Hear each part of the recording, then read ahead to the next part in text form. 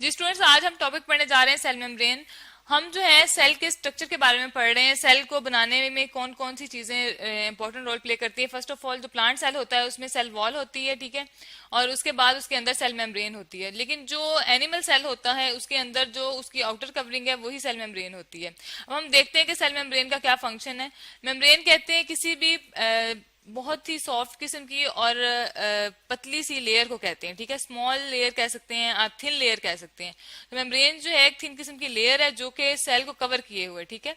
हम यहाँ एक सेल ड्रॉ कर लेते हैं, हम एक एनिमल सेल ड्रॉ करते हैं। ये देखिए एक सेल है और इसके दरमियान में साइटोप्लाज्म और इसके डिफरेंट ऑर्गेनेलिज मौजूद होते हैं, ठीक है। ऑर्गेनेलिज कहते हैं डिफरेंट ऑर्गन्स को। दरमियान में ये न्यूक्लियस है, ठीक है, और इसके इर्द गिर्द ये साइटोप्लाज्म मौजूद है और डिफरेंट और ऑर्गेनेलिज होंगे, माइटोकॉन्ड्रिया होगा, कुछ भी बाकी सारा कुछ ड्रॉ किया हुआ है। अब इसकी बाहर जो कवरिंग है, जिसने इन्वेलप है, जिसने इसको कवर किया हुआ है, उस कवरिंग को हम कहते हैं सेल मेम्ब्रेन, ठीक है। अब जो सेल मेम्ब्रेन होती है उसमें और एक और हम कहते हैं सेल मेम्ब्रेन, और एक और टर्म यूज होती है सेल मेम्ब्रेन के अलावा, उसे हम कहते हैं प्लाज्मा मेम्ब्रेन, ठीक है। अब ये दोनों जो टर्म्स हैं इनको हम यहाँ लिख लेते हैं और देख लेते हैं दोनों में क्या फर्क है। एक है हमारे पास सेल मेम्ब्रेन और दूसरी हमारे पास आ जाती है plasma membrane. Plasma membrane,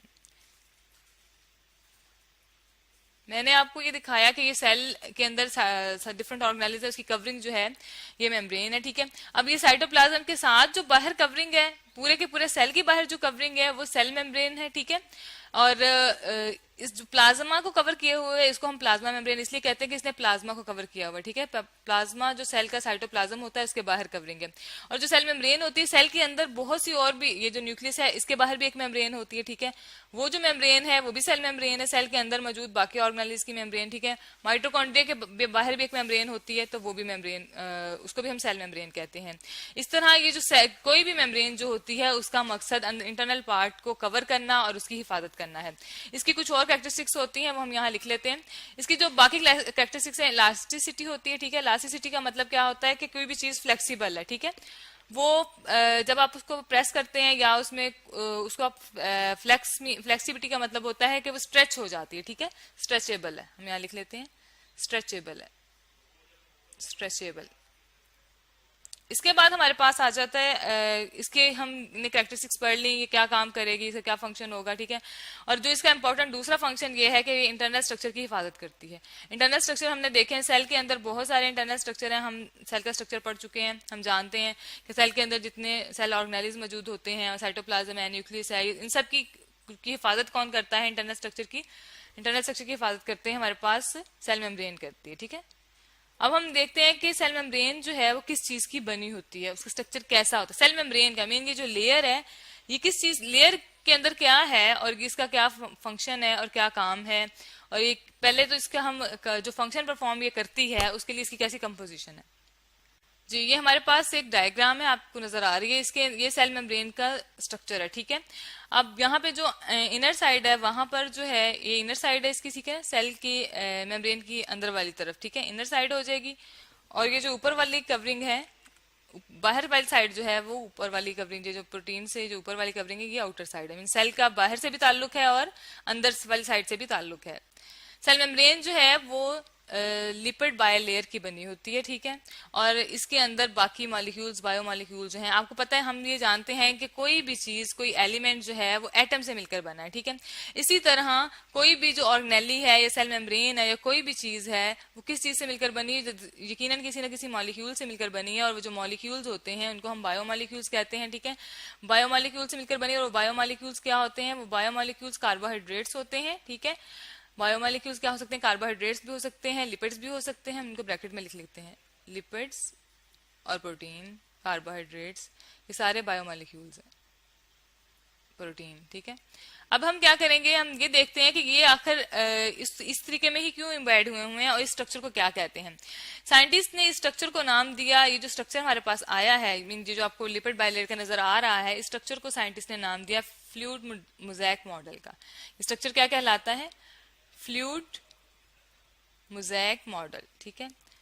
mosaic model इसको इसलिए कहा गया है कि ये जो आपको नजर आ रही है फ्लूइड, इसलिए कि लिक्विड जो होता है, लिपिड्स होते हैं वो ऑयल मीन फ्लूइड जो होता है मीन ऑयली टाइप होता है, ज्यादा हार्ड नहीं होता, ठीक है, और सॉफ्ट सा होता है, फ्लूइड टाइप होता है, और उसके अंदर जो है प्रोटीन के मॉलिक्यूल जो एम्बेड हुए हुए जुड़े हुए हैं, ये देखें आपको इसके अंदर डूबे हुए नजर आ रहे हैं, ठीक है। जिस तरह आप इसकी एग्जांपल यूं ले लें कि हमारे पास एक कस्टर्ड हम बनाते हैं, ठीक है ना, कस्टर्ड जेली नुमा होता है, फ्लू टाइप होता है, जो ज्यादा हार्ड भी नहीं होता और उसके अंदर ना वो ज्यादा सॉफ्ट होता है। उसके अंदर जब आप उसके अंदर कोई जेली या फ्रूट डालते हैं, ठीक है, तो ये देखें ये कस्टर्ड के अंदर एक चीज जो है एम्बेड हो गई है, ठीक है। कस्टर्ड के अंदर जो है उसके अंदर जो है फ्लू टाइप जो उसका होता है उसके अंदर हमने फ्रूट्स को एम्बेड किया हुआ है। इसी तरह इसका जो लिपिड बाइलेयर का मॉडल है फ्लूइड मोज़ेक मॉडल कहलाता है। इसके अंदर लेयर जो लिपिड्स की लेयर है जो कि ऑयल टाइप होता है, और जो बायोमॉलिक्यूल है उसके अंदर प्रोटीन्स छोटे छोटे मॉलिक्यूल जो हैं वो एम्बेड हुए हुए हैं, जुड़े हुए हैं, ठीक है।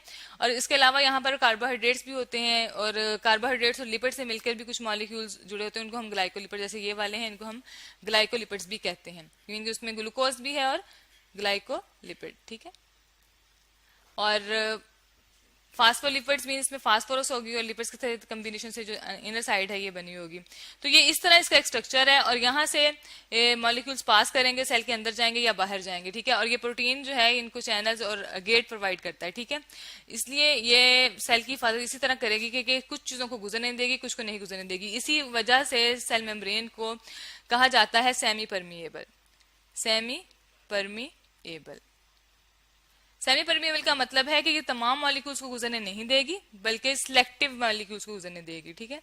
सिलेक्टिव मॉलिक्यूल्स को गुजरने देगी, और वो मॉलिक्यूल्स गुजरेंगे जो कि प्रोटीन्स और इन लिपिड से इंटरेक्ट कर सकते हैं। बाकी तमाम मॉलिक्यूल्स या वाटर गुजर सकता है, बाकी कोई और मॉलिक्यूल्स बाहर से अंदर नहीं आ सकता। सिलेक्टिव मॉलिक्यूल सिर्फ पास कर सकते हैं। और इसमें गेट्स बने हुए हैं, जिस तरह गार्ड जो है वो गेट पे किसी भी पर्सन को चेकिंग के बगैर अंदर एंटर नहीं होने देता, इसी तरह सेल मेम्ब्रेन है वो भी चेकिंग करके ही मॉलिक्यूल्स को अंदर एंटर होने देती है, और ये उसका गेटवे है। तो आज हमने सेल मेम्ब्रेन का स्ट्रक्चर भी पढ़ा और इसका फंक्शन भी जाना। जो सेल मेम्ब्रेन होती है वो किसी भी एनिमल सेल की आउटर कवरिंग होती है, और प्लांट सेल की इनर कवरिंग होती है, और बाकी तमाम ऑर्गेनिज्म की भी आउटर कवरिंग है, और ये अंदर वाले मौजूद तमाम ऑर्गेनेल्स की हिफाजत करती है और मॉलिक्यूल्स की ट्रांसपोर्टेशन करती है। इसको हम सेमी परमिएबल भी मेम्ब्रेन कहते हैं।